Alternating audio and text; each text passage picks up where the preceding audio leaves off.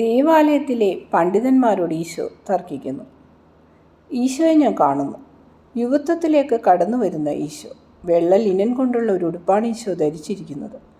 പാദം വരെ അത് താണു കിടക്കുന്നു. ഉടുപ്പിന് മീതെ ഇളം ചുവപ്പ് നിറത്തിൽ ദീർഘചതുരാകൃതിയിലുള്ള ഒരു പുതപ്പ് ധരിച്ചിട്ടുണ്ട്. ശിരസിൽ ഒന്നും ധരിച്ചിട്ടില്ല. കാതുകളുടെ മധ്യ വരെ മുടി ഇറങ്ങിക്കിടക്കുന്നു. ബാലനായിരുന്നപ്പോഴത്തേതിലും ഇരുണ്ട നിറമാണ് മുടിക്ക്.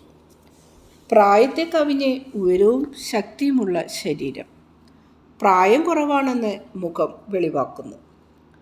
അവിടുന്ന് പുഞ്ചിരി തൂക്കിക്കൊണ്ട് കരങ്ങൾ എൻ്റെ നേരെ നീട്ടുന്നു. എന്നാൽ പുഞ്ചിരി പ്രായം എത്തിക്കഴിഞ്ഞുള്ള പുഞ്ചിരി പോലെയാണുള്ളത്.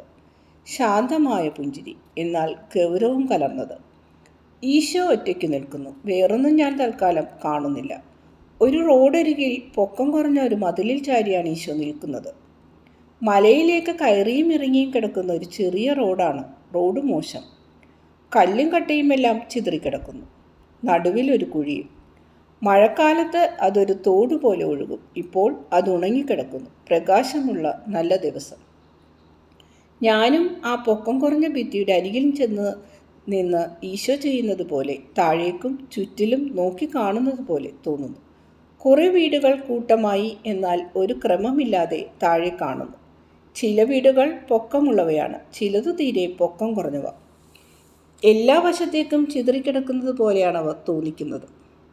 കറുത്ത ഭൂമിയിലേക്ക് ഒരു പിടി വെള്ളക്കല്ലുകൾ വാരിയെറിഞ്ഞതുപോലെയുണ്ട്. ഉപമ വളരെ അപര്യാപ്തം, എങ്കിലും നല്ലതാണ്. വഴികളും ഇടവഴികളും ഞരമ്പുകൾ പോലെ വെണ്മയുള്ളത്. അവിടെ മതിലിൽ ചെടികൾ വളർന്നു പൊന്തി നിൽക്കുന്നു. പലതിലും പൂക്കളുണ്ട്. മറ്റുള്ളവയിൽ ധാരാളം പുതിയ ഇലകൾ തിങ്ങി നിൽക്കുന്നു. വസന്തകാലമായെന്ന് തോന്നുന്നു. എൻ്റെ ഇടതുവശത്തെ ദേവാലയത്തിൻ്റെ ബ്രഹ്മാണ്ഡമായ കെട്ടിടങ്ങൾ കാണാം. 3 തട്ടിലായി മട്ടുപ്പാവുകൾ, കെട്ടിടങ്ങൾ, ഗോപുരങ്ങൾ, മുറ്റങ്ങൾ, പൂമുഖങ്ങൾ ഇവയെല്ലാം കാണുന്നു. എല്ലാറ്റിനും മധ്യത്തിലായി ഏറ്റവും ഉയരം കൂടിയ ഗംഭീരമായ കെട്ടിടം സൂര്യപ്രകാശത്തിൽ ചെമ്പ് പോലെയും സ്വർണം പോലെയും വെട്ടിത്തിളങ്ങുന്ന താഴികക്കുടങ്ങളോടെ ഉയർന്നു നിൽക്കുന്നു. യുദ്ധങ്ങളെ നേരിട്ടിട്ടുള്ള ഒരു കോട്ടമതിൽ ചുറ്റുമുണ്ട്. അങ്ങനെ ആ സ്ഥലം മുഴുവൻ അടച്ചുകെട്ടി ഭദ്രമാക്കിയിരിക്കുന്നു.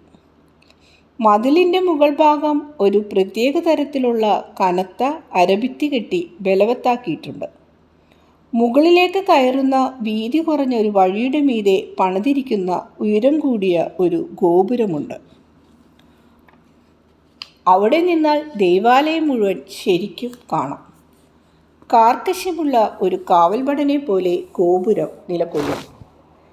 ഈശോ ഈ സ്ഥലത്തേക്ക് തറപ്പിച്ചു നോക്കുന്നു.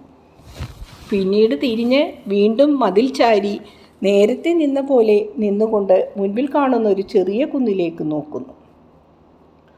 ആ മൊട്ടക്കുന്നിൻ്റെ അടിഭാഗത്ത് കുറേ വീടുകളുണ്ട്.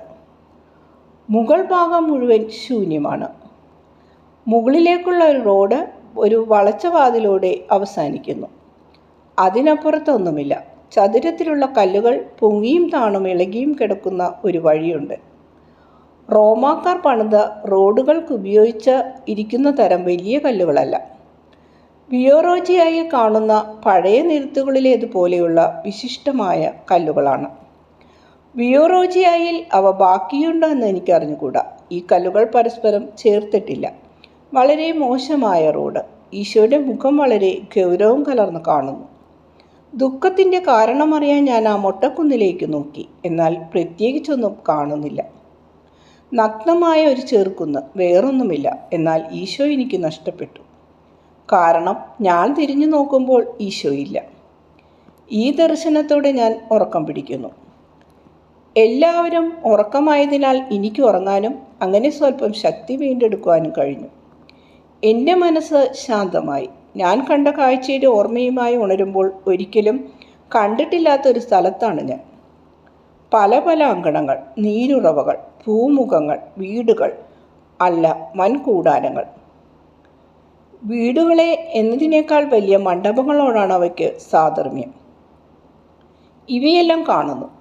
വളരെ പുരാതനമായ വേഷത്തിൽ ധാരാളം യൂതന്മാർ അവിടെ കൂടിയിട്ടുണ്ട്. വലിയ ഒച്ചപ്പാടും ബഹളവുമാണ്. ചുറ്റും നോക്കുമ്പോൾ എനിക്ക് മനസ്സിലാകുന്നു, ഈശോ നോക്കിയ ആ വലിയ കെട്ടിടത്തിനുള്ളിലാണ് ഞാനെന്ന്. കാരണം യുദ്ധത്തിൻ്റെ അടയാളങ്ങൾ പേറുന്ന ആ വൻ മതിൽക്കെട്ടും ഉയർന്ന കാവൽ ഗോപുരവും മധ്യത്തിൽ ഉയർന്നു നിൽക്കുന്ന ഗംഭീരമായ കെട്ടിടവും ചുറ്റുമുള്ള പൂമുഖങ്ങളുമെല്ലാം സ്ഥലം അത് തന്നെയെന്ന് വ്യക്തമാക്കുന്നു. ആളുകൾ തിരക്കിട്ട ജോലികളിൽ ഏർപ്പെട്ടിരിക്കുന്നു. ജെറുസലേം ദേവാലയത്തിൻ്റെ മതിൽക്കെട്ടിനുള്ളിലാണ് ഞാനെന്ന് എനിക്ക് മനസ്സിലാകുന്നു. നീണ്ട് വളരെ അയവോടെ പറന്നടിച്ചു കിടക്കുന്ന വലിയ കുപ്പായങ്ങൾ ധരിച്ച പ്രീശരെ എനിക്ക് കാണാം. ലിനൻ കൊണ്ടുള്ള ഉടുപ്പുകൾ ധരിച്ചിരിക്കുന്ന പുരോഹിതർ മാറിലും നെറ്റിയിലും വിലയേറിയ ലോഹത്തകിടുകൾ ധരിച്ചിട്ടുണ്ട്. അവർക്ക് അവിടെയായി മിന്നിത്തിളങ്ങുന്ന മറ്റ് അലങ്കാര സംവിധാനങ്ങളുണ്ട്. പലതരത്തിലുള്ള സ്ഥാനവസ്ത്രങ്ങൾ അവർക്കുള്ളത്. ഏറെ വീതിയുള്ള ആ വെള്ളക്കുപ്പായങ്ങൾ വിശിഷ്ടമായ ബെൽറ്റ് കൊണ്ട് അരയിൽ കെട്ടിയുറപ്പിച്ചിരിക്കുന്നു. വിശേഷ വസ്ത്രങ്ങൾ ധരിച്ച് വേറെ ചിലരുമുണ്ട്. അവരുടെ വസ്ത്രങ്ങൾക്ക് താരതമ്യേന അലങ്കാരം കുറവാണ്. അവരും പുരോഹിതവർഗത്തിൽപ്പെട്ടവർ തന്നെ. അവർക്ക് ചുറ്റും പ്രായം കുറഞ്ഞ ശിഷ്യരുമുണ്ട്. അവർ നിയമപണ്ഡിതരാണെന്ന് എനിക്ക് മനസ്സിലാകുന്നു. ഇവരുടെ ഇടയിൽ ഞാൻ ഒറ്റപ്പെട്ടു പോയതായി എനിക്ക് തോന്നുന്നു. ഞാൻ എന്താണ് ഇവിടെ ചെന്നതെന്ന്, എന്താണ് ചെയ്യുന്നതെന്നും എനിക്ക് തന്നെ അറിഞ്ഞുകൂടാ. ദൈവശാസ്ത്രപരമായ ഒരു സംവാദം ആരംഭിച്ചിരിക്കുന്ന ഒരു സംഘം പണ്ഡിതന്മാരുടെ അടുത്തേക്ക് ഞാൻ നടന്നു. പലരും അങ്ങനെ ചെയ്യുന്നുണ്ട്. പണ്ഡിതന്മാരിൽ ഒരു വിഭാഗത്തിൻ്റെ നേതൃത്വം വഹിക്കുന്നത് ഗമാലിയേലും അദ്ദേഹത്തെ സഹായിക്കുന്നത് കാഴ്ചശക്തി മിക്കവാറും നഷ്ടപ്പെട്ട ഒരു വൃദ്ധനുമാണ്. ഇദ്ദേഹത്തിൻ്റെ പേര് ഹില്ലേൽ എന്നാണ് പറഞ്ഞു കേൾക്കുന്നത്. ഇദ്ദേഹം ഗമാലിയൻ്റെ ഗുരുവോ ബന്ധുവോ ആണെന്ന് തോന്നുന്നു. കാരണം അത്ര സ്വതന്ത്രമായും എന്നാൽ ബഹുമാനപൂർവ്വമാണ് ഗമാലിയേൽ അദ്ദേഹത്തോട് വർത്തിക്കുന്നത്. ഗമാലിയൻ്റെ ആളുകൾ വിശാലവീക്ഷണവും ഔദാര്യവുമുള്ളവരാണ്. എന്നാൽ കൂടുതൽ അംഗങ്ങളുള്ള വേറൊരു ഗ്രൂപ്പുണ്ട്. അതിൻ്റെ നേതാവ് ഷമയാണ്. അവർ യഥാസ്ഥിതികരും അസഹിഷ്ണുക്കളും വിദ്വേഷത്തോടെ പെരുമാറുന്നവരുമാണ്. സുവിശേഷത്തിൽ വ്യക്തമായി പറഞ്ഞിട്ടുള്ളതാണ് ഈ കാര്യം. ഗമാലിയേലും ചുറ്റുമുള്ള ശിഷ്യരും വരാനിരിക്കുന്ന മിശിഹായെക്കുറിച്ച് സംസാരിക്കുന്നു. ദാനിയേൽ പ്രവാചകന്റെ വാക്കുകളെ അടിസ്ഥാനപ്പെടുത്തിയാണ് ഗമാലിയേൽ സംസാരിക്കുന്നത്. മിശിഹ ഇപ്പോൾ ജനിച്ചു കഴിഞ്ഞിട്ടുണ്ടാകണം. കാരണം പ്രവചനത്തിൽ പറയുന്ന 70 ആഴ്ചകൾ, അതായത് ദേവാലയത്തിൻ്റെ പുനരുദ്ധാരണത്തിനുള്ള കൽപ്പന പുറപ്പെടുവിച്ചു കഴിഞ്ഞ് 70 ആഴ്ചകൾ ഏകദേശം 10 വർഷം മുമ്പ് തന്നെ തീർന്നു. ഷെമയ് അതിനെ എതിർത്ത് സംസാരിക്കുന്നു. ദൈവാലയം പുനരുദ്ധരിക്കപ്പെട്ടു എന്നത് ശരിയാണ്, എന്നാൽ ഇസ്രയേലിൻ്റെ അടിമത്തം വർദ്ധിക്കുകയാണ് ചെയ്തത്. സമാധാനത്തിന് രാജാവ് എന്ന് പ്രവാചകന്മാർ വിളിക്കുന്ന മിശിഹ കൊണ്ടുവരുമെന്ന് പ്രതീക്ഷിക്കുന്ന സമാധാനം ലോകത്തിൽ നിന്ന് എത്രയോ അകന്നിരിക്കുന്നു. പ്രത്യേകിച്ച് ജെറുസലേമിൽ നിന്നും പട്ടണം ശത്രുവിനാൽ അമർത്തപ്പെട്ടിരിക്കുന്നു. ദൈവാലയത്തിൻ്റെ മതിൽക്കെട്ടിനുള്ളിൽ പോലും തൻ്റെ ആധിപത്യം സ്ഥാപിക്കത്തക്ക വിധം അത്ര ധിക്കാരിയായ ഒരു ശത്രു. അന്റോണിയ ഗോപുരം പണിയിച്ച് അതിനുള്ളിൽ നിറയെ റോമൻ പട്ടാളവുമായി ഭരിക്കുന്നു. രാജ്യത്തിൻ്റെ സ്വാതന്ത്ര്യത്തിനായി എന്തെങ്കിലും ലഹള ആരംഭിച്ചാൽ അവർ വാളുകൊണ്ട് അത് അപ്പോൾ തന്നെ അമർച്ച ചെയ്യും. പരിഹാസവാക്കുകൾ നിറഞ്ഞ എതിർവാദങ്ങളാണ് അധികവും. തർക്കം അങ്ങനെ അവസാനമില്ലാതെ നീളുന്നു. എല്ലാവരും തങ്ങളുടെ പാണ്ഡിത്യം പ്രകടിപ്പിക്കാനാണ് ശ്രമിക്കുന്നത്. എതിരാളികളുടെ വാദങ്ങളെ ഗണ്ണിക്കാൻ മെനക്കെടുന്നില്ല. കാണികളുടെ മുന്നിൽ തങ്ങളെ തന്നെ പ്രദർശിപ്പിച്ച് അത്ഭുതപ്പെടുത്തണമെന്നാണ് അവരുടെ ഉദ്ദേശമെന്ന് വ്യക്തമാണ്. അടുത്തു നിൽക്കുന്ന വിശ്വാസികളുടെ കൂട്ടത്തിൽ നിന്ന് ഒരു ബാലൻ്റെ തെളിഞ്ഞ സ്വരം കേൾക്കുന്നു. ഗമാലിയേൽ പറഞ്ഞത് ശരിയാണ്. അത് ജനക്കൂട്ടത്തിനിടയിലും പണ്ഡിതന്മാരുടെ ഇടയിലും ഒരു ചലനം സൃഷ്ടിച്ചു. ഇടക്ക് കയറി പറഞ്ഞത് ആരാണെന്ന് അവർ അന്വേഷിക്കുന്നു. എന്നാൽ അവനെ അന്വേഷിച്ച് തിരയേണ്ടി വന്നില്ല. കാരണം അവൻ ഒളിക്കുന്നില്ല. ജനങ്ങളുടെ ഇടയിലൂടെ വഴിയുണ്ടാക്കി അവൻ റബ്ബിമാരുടെ അടുത്ത് ചെന്നു. യൗവനത്തിലേക്ക് പ്രവേശിക്കുന്ന എൻ്റെ ഈശോയെ ഞാൻ തിരിച്ചറിയുന്നു. ഈശോയ്ക്ക് നല്ല ആത്മവിശ്വാസം തുറന്ന ഹൃദയം, കണ്ണുകൾ അത്യധികമായ ബുദ്ധിയെ പ്രകടമാക്കിക്കൊണ്ട് പ്രകാശിക്കുന്നു. നീ ആരാണ്? അവർ ചോദിക്കുന്നു. നിയമം അനുശാസിക്കുന്നത് നിറവേറ്റാൻ വന്ന ഒരു ഇസ്രയേൽ പുത്രനാണ്. ധൈര്യപൂർവ്വം തുറന്നടിച്ചു പറഞ്ഞ മറുപടി എല്ലാവർക്കും ഇഷ്ടപ്പെട്ടു. അംഗീകരണത്തിൻ്റെയും അനുഭാവത്തിൻ്റെയും പുഞ്ചിരികൾ ഉയർന്നു. യുവാവായ ഇസ്രയേൽക്കാരനിൽ എല്ലാവരും താൽപ്പര്യം കാണിക്കുന്നു. നിന്റെ പേരെന്താണ്? നെസ്രസിലെ ഈശോ.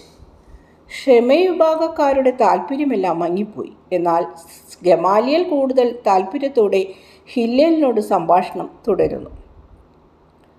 ഗമാലിയേൽ വൃദ്ധനോട് ബഹുമാനപൂർവ്വം അഭിപ്രായപ്പെടുന്നു. ബാലനോട് എന്തെങ്കിലും ചോദിക്കൂ.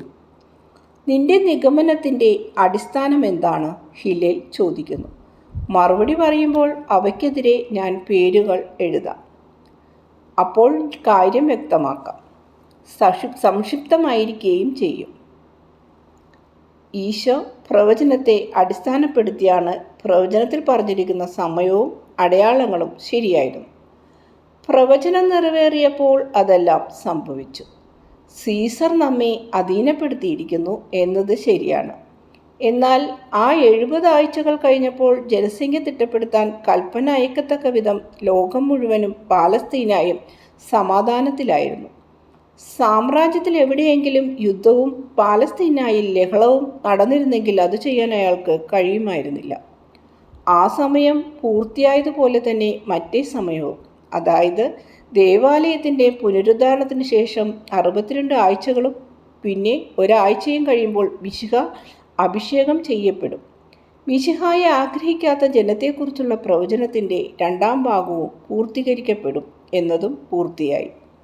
അതേക്കുറിച്ച് സംശയിക്കാൻ കഴിയുമോ? കിഴക്കുനിന്നും വന്ന ജ്ഞാനികളായ മനുഷ്യർ കണ്ട നക്ഷത്രം നീ ഓർമ്മിക്കുന്നില്ലേ?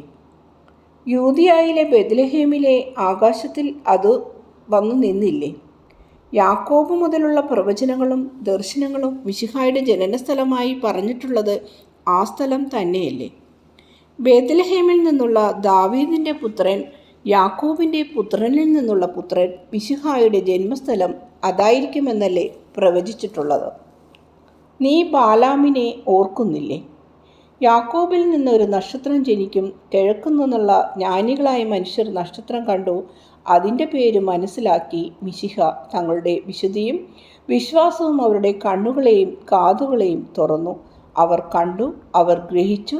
അതിനാൽ അവർ ലോകത്തിലേക്കെറിഞ്ഞ പ്രകാശത്തെ ആരാധിക്കാനായി വന്നു.